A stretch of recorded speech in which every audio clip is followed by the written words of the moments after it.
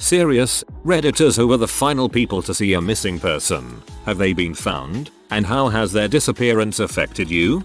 Not 100% sure I was, but pretty close. I was in Colombia as a service missionary. I just got to a new area and pulled up the phone directory the people before me left. There were some records about this guy they were visiting, so I stopped by to introduce myself. He came to the door but was busy, so we set a time for me to come by the next day. About an hour before our scheduled time the next day, I call him to confirm and he says we're good to go. So I come by an hour later and knock on the door. His girlfriend answered and told us she hadn't heard from him in over an hour and was expecting him to be home. He wasn't answering his phone, etc. Days go by and nobody's heard anything, so she starts putting up missing posters around the neighborhood with a sizable reward. Nothing. About 3 months later I moved to a new city. Not even a week later I get a call from the people that replaced me saying they found the guy, but in pieces. I almost threw up and just kind of sat there for the next hour. The latest theory you heard was that he was taken by the FARC, where they either might have tried to get a ransom or make him work for them, then ended up killing him when they were done or realized they'd get nothing out of it. He was an architect. I don't particularly think he was super well known, but his family was at least more well off than most in this town. So I might have been the last person to talk to him. I never confirmed that, but it still gives me chills when I think about how he was found.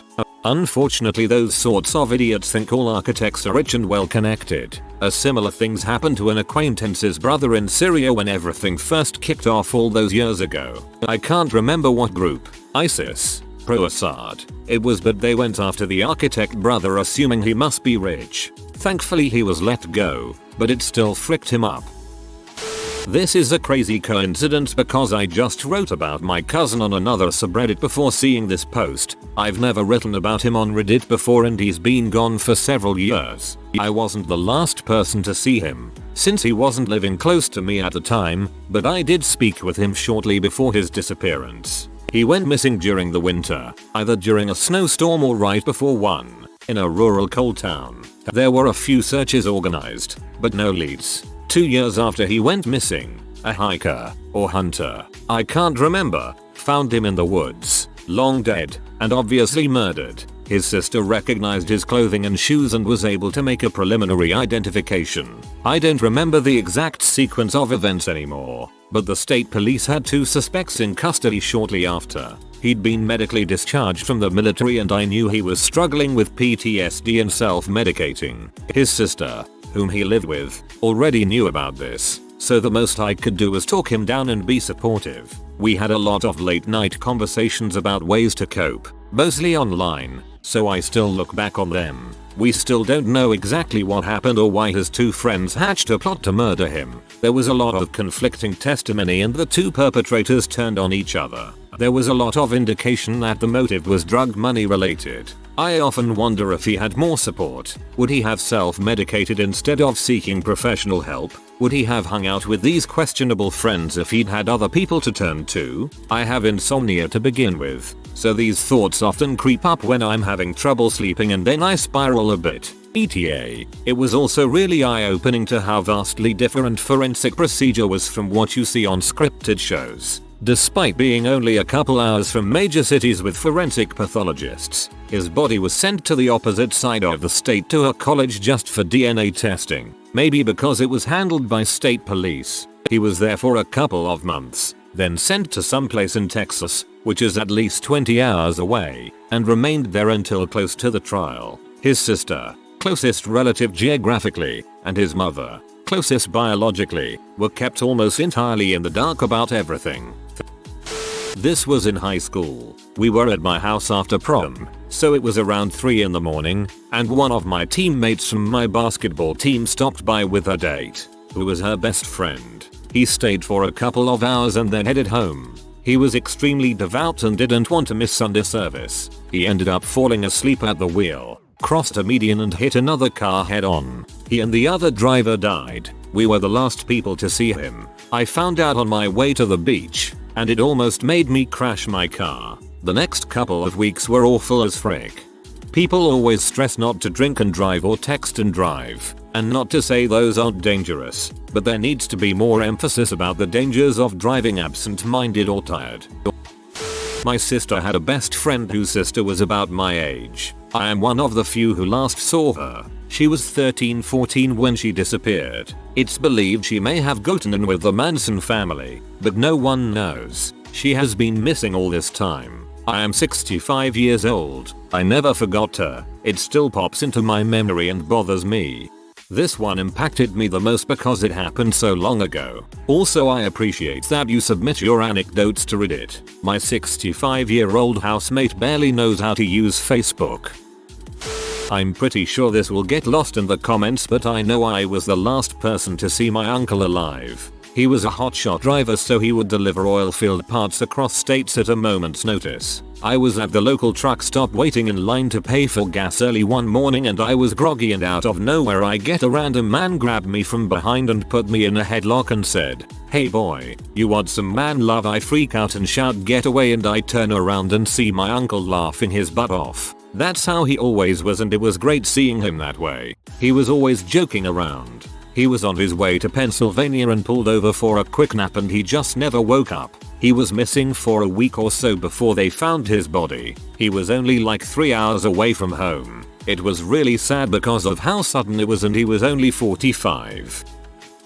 I wasn't the last person to see him, but I'm pretty sure I was the last person to talk to him. Buddy of mine called me up freaking out about him and his wife getting into it. He had a couple of kids, and she had a couple of kids. I guess they were having problems, but I didn't really know the extent. He calls me up and is asking me if he can come to my house and crash cause crap's getting really heavy. I have heard that it looks unfavorable if you leave your home and all, and I didn't know how bad it was, so I mentioned it to him. I told him if he really needed to come by he could, but he said, "No, you're right, I'll just stick it out here." Next day I get a call from our friend asking to talk to him. I told her he wasn't there, and she thought I was joking or hiding that he was. He ended up disappearing the night we spoke. They found his van near a bridge and supposedly some weights with a rope tied to them in the water, but I don't really know that he would have killed himself, to be honest. He didn't seem like the type. We found out later on that there was a bunch of crap going on with his wife and some other guy, and he had asked our friend to borrow her gun since he was afraid of the new guy or something. We don't really know if he killed himself, got killed, or just took off. This was around 2012 or so, and I think about him every once in a while. It really sucks, and I do feel partly responsible. I play it over in my head sometimes and wish I would have told him to just come on over. I hope he's alright. It's a little different here. I worked in a nursing home, and right after I put a resident down for bed, I went to lunch. 20 minutes into lunch, a co-worker came and told me she had died. So I was the last person to see her alive. It was sad, sure, but the downside to working in a nursing home is that you kinda get used to death. Healthy people don't go to nursing homes. I was the last person to see one of my best friends before he killed himself. Had a conversation with him, made lunch plans, asked him how his CAD class was going. All of this a couple hours before he shot himself. He was found 4 days later. Happened about a month and a half ago.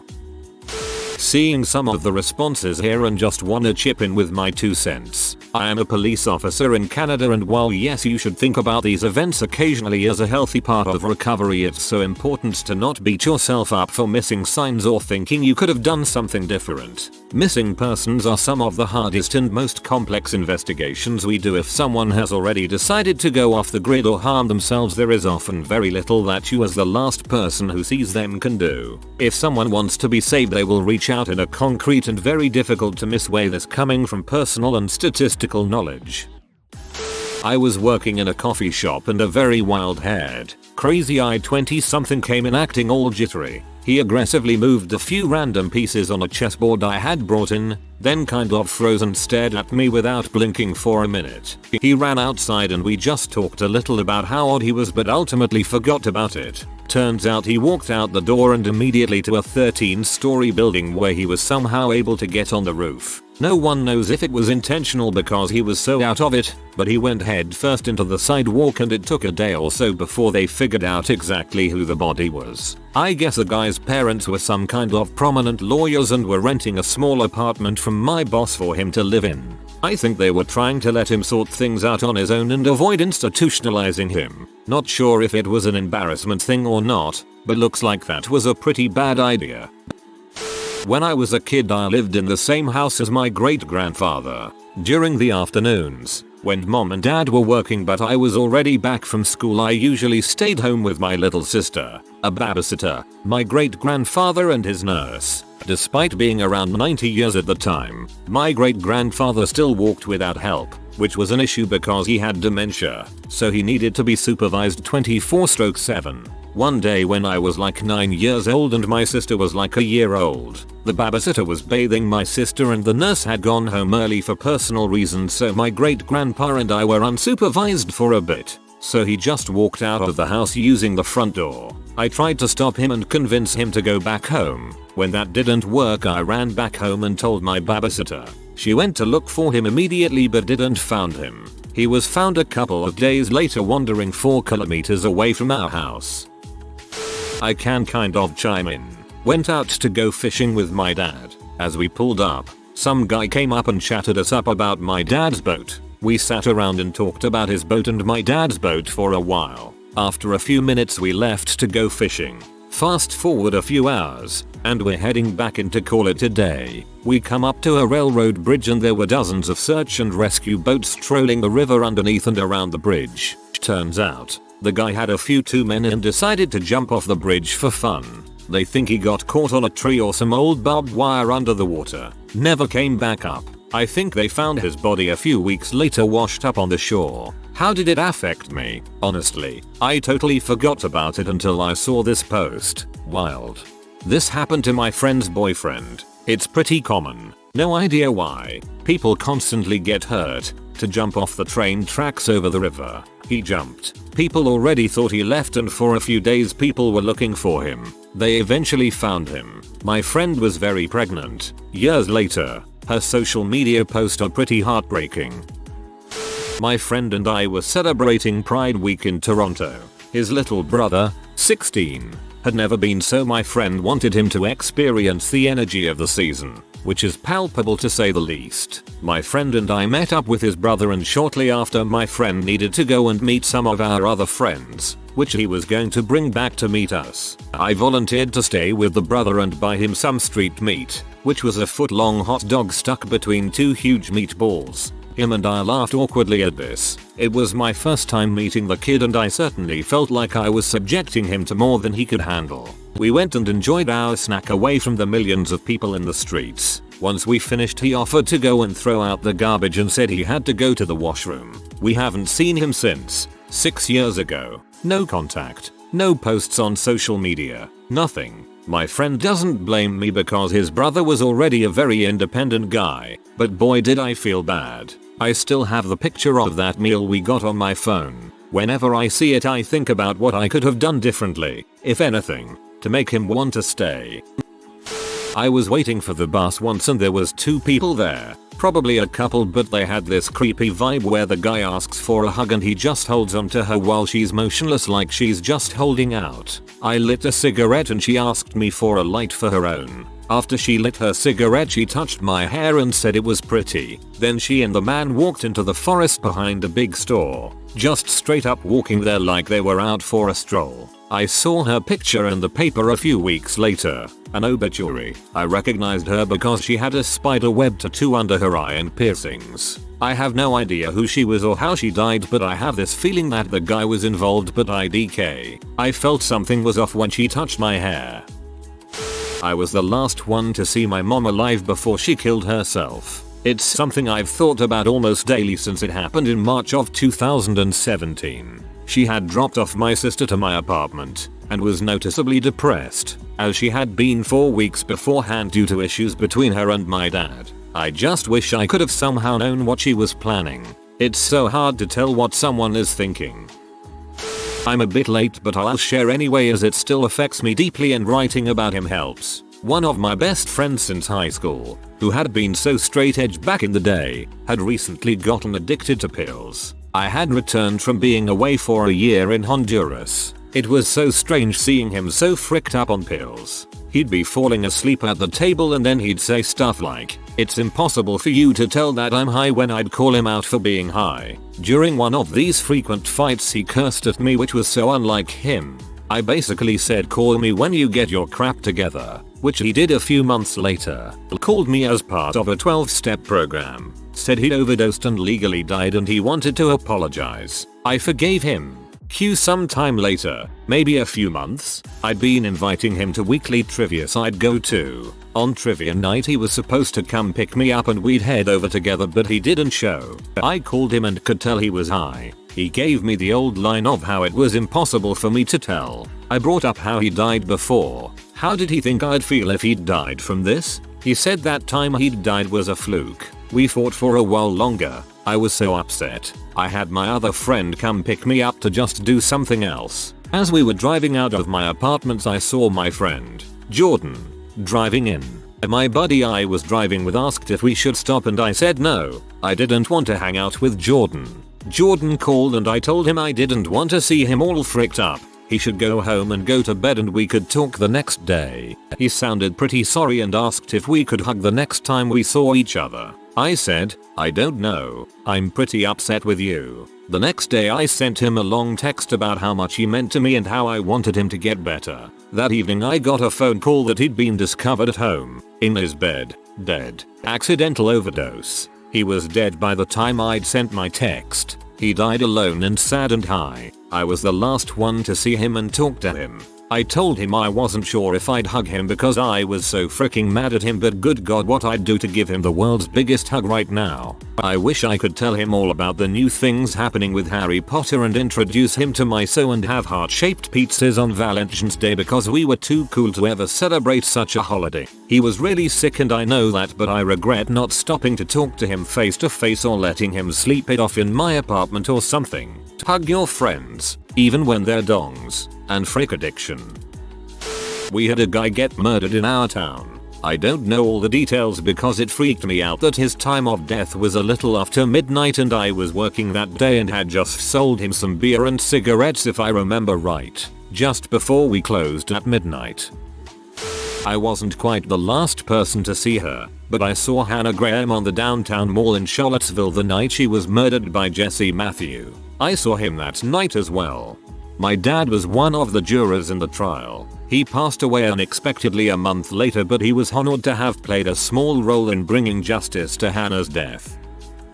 It wasn't me, but I was very involved in the situation. My brother has always been a bit of a troublemaker. I hired him to work for me about 10 years ago to see if I could straighten him out. I even put him under a supervisor I trusted to look after him. My brother and I could be at odds in a millisecond. I hired another young man who went by Q. My brother and Q had the fateful coincidence of being suspended for being late on the same day. Instead of going home and moping about it, they became fast friends and gallivanted around town snorting pills. My brother dropped Q off at a gas station around 9 at night. Q disappeared and nobody knew where he was. This was around Thanksgiving and I thought that maybe he picked up and left. It wasn't until his wife and mother called demanding his final paycheck around Christmas that anybody really raised an alarm within our organization. It is illegal in that state to give anybody other than the employee their final pay. At least that's what the lawyers told me. Having to tell the wife this was one of the worst phone calls I have ever been a part of. The cops sniffed around a little after the first of the year because he was still gone.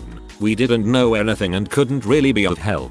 My brother told them what he knew and we moved on. Valentine's Day rolls around and they found Q's body in a lake nearby. My brother started receiving phone calls in the middle of the night that consisted of silence and somebody telling him he was dead.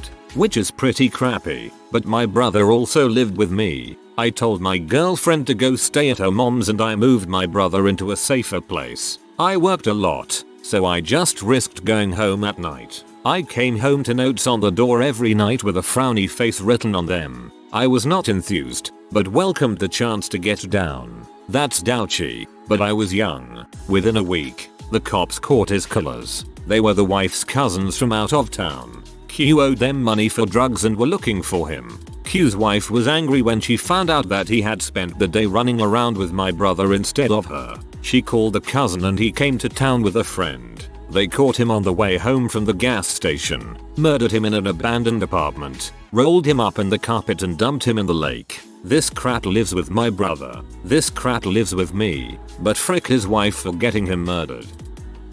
I was the second to last person to see my buddy MC alive. He didn't exactly disappear though. He had gotten out of rehab for H. Clean for 6 months. Still smoked weed. No hard crap though. We hung out on the 4th of July, enjoyed a finely rolled blunt while watching fireworks and talking about the girls we liked. He was a phenomenal wingman, and our lives. I dropped him off at our other buddy's place about 1 AM. Found out later the next day that other buddy had gotten him to try H again and he immediately OD'd and died. Other buddy dumped him on his parents' porch. That kid is currently in prison but he got the absolute crap beat out of him before police found out he was the one with the H and got arrested. I wouldn't call myself or any of my old friends snitches. However, we 100% snitched on that little freaking T. Honor among thieves and all that. MC's parents forgave the kid, but I never will, nor will any of our other common friends. As far as affecting me, in the moment I was ready to take that sucker's life like he took MC's.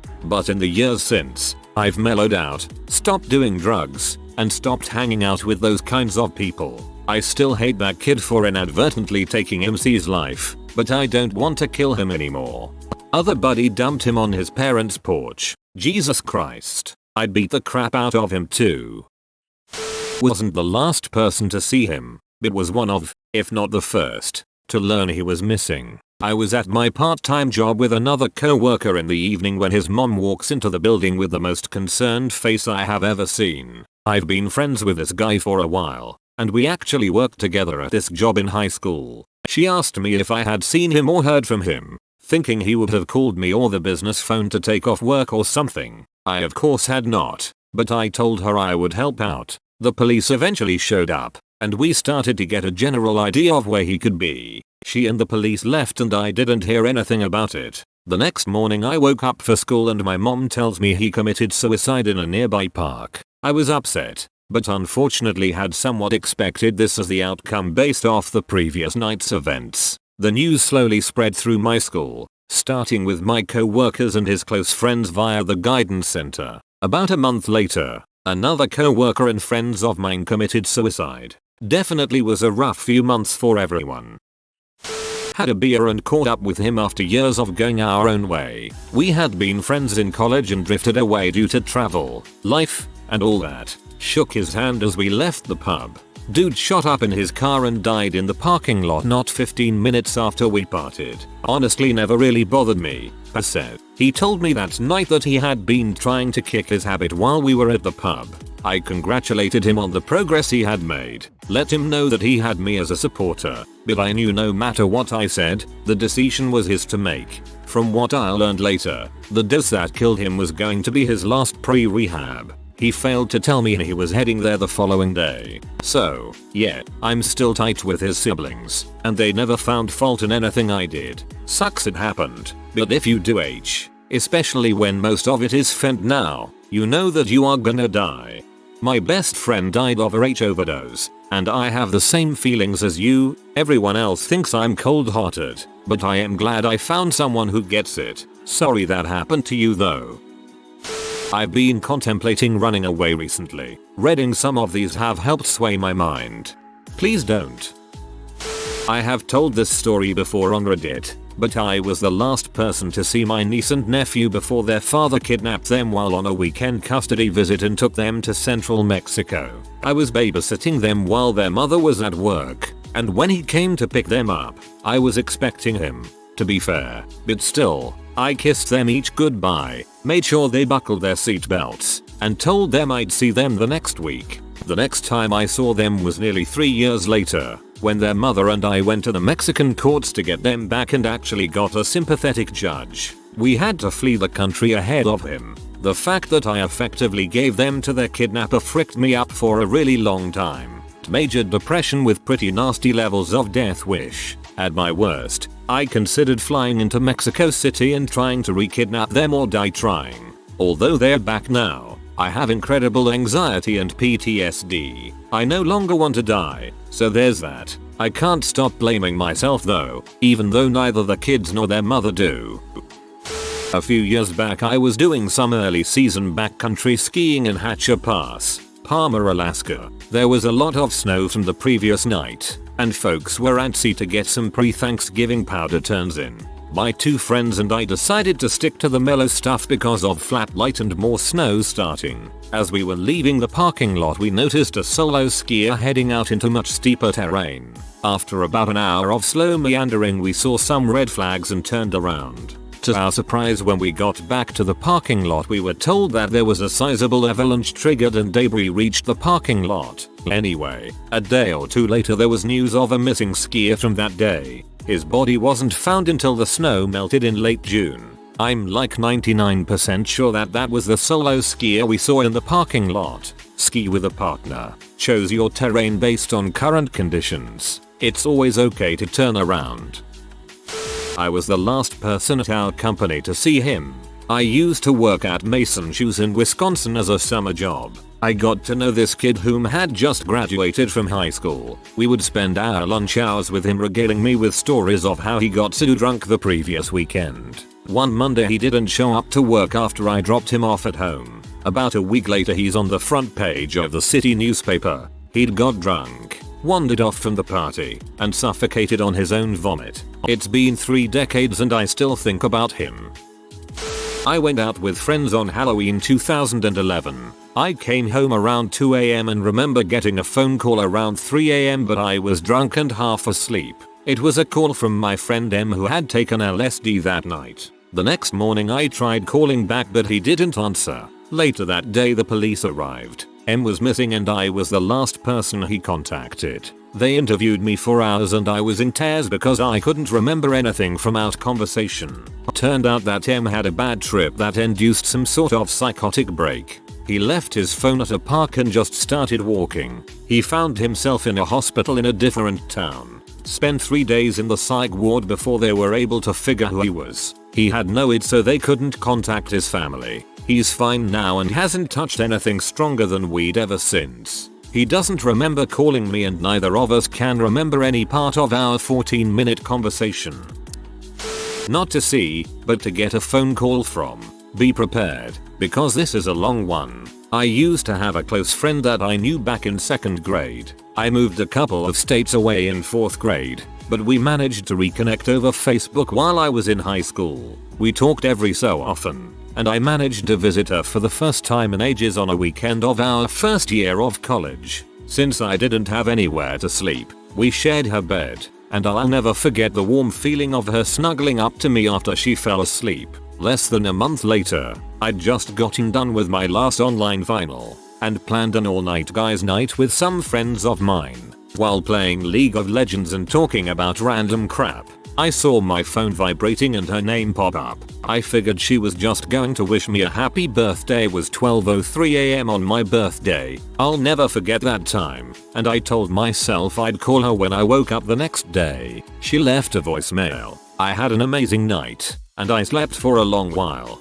forgetting to listen to that voicemail in my exhausted haze. The next day while I was at work, I woke up late and planned on listening to the voicemail and returning the call. When I got off, her mom called me from her phone and let me know she died from her car slamming into a guardrail at about 6:30 that morning at a dangerously high speed. She had died at the scene, and her mom asked me what she said to me the night before. When I let her know I missed the call and didn't know what the voicemail contained, she lost her temper with me and told me that I could have saved her if I'd paid more attention to my phone, and that she never wanted me to come near her or her family again. Those words hit me hard, and to this day, if my phone rings during a video game, which I hardly have time to play anymore, I answer it immediately, no matter who the caller is. I didn't listen to that voicemail for a while because I didn't know how I could handle hearing what were probably her last words. When I finally did, it was her wishing me a happy birthday, telling me she hoped I had a wonderful life and that I was a great friend that would make a great husband someday. I broke down and went into a depressive spiral that took me 8 months to recover from. I eventually did, but to this day I've never gone to her gravesite out of respect for her mother's wishes, even though I've wanted to. Allison, even though I wasn't there for you when you need it and you're gone, you'll always have a special place in my heart. Her mom was dealing with her death and what she said about you isn't true. You can't control if your friend dies or not. A friend of mine who is retired military told me a story about his friend who also served. He and this guy didn't really know each other but served together. They went out for drinks and then just drove around bullshitting. Eventually my friend dropped him off and the guy killed himself that night. Didn't really go missing but he was still the last to see him. It fricked my friend up really bad. I'm a former missing persons investigator for a major municipal city. I say former because there are cases that haunt me to this day that caused me to abandon ship. What's interesting about missing person cases is that they are not criminal in nature. There can be criminal components, that is, suspicious circumstances, kidnappings, juvenile runaways, but for the most part your only want or reason to look for this person is that they are, well, missing. The hard part is that the major cases are rapidly evolving and they get interesting fast. Your window for solving them and finding the person alive versus dead closes quickly. Almost every single case I've worked has affected me and I lose sleep over many of them. My best advice to anyone who has the unfortunate circumstances of reporting someone missing is this: don't stop looking for them yourself. You are oftentimes the best resource for finding your loved one and don't expect the overworked, underpaid cop to do a thorough investigation. I promise you it's not because they don't care. They are doing tridge. Another important tip: don't wait 24 hours to make a report. This is a myth and I blame Hollywood for this one, but that first day is crucial in finding them. At least in the States you can file a report immediately and without delay with any agency, and it is a crime for a cop to not take that report. There are also many different civilian agencies who will happily assist in finding missing persons. A quick Google search will show you your local ones. I pray none of you have to go through what most do when a loved one goes missing, but I hope these tips help. If you are new to the channel, you can subscribe. I publish new videos every day. Until then, check another video.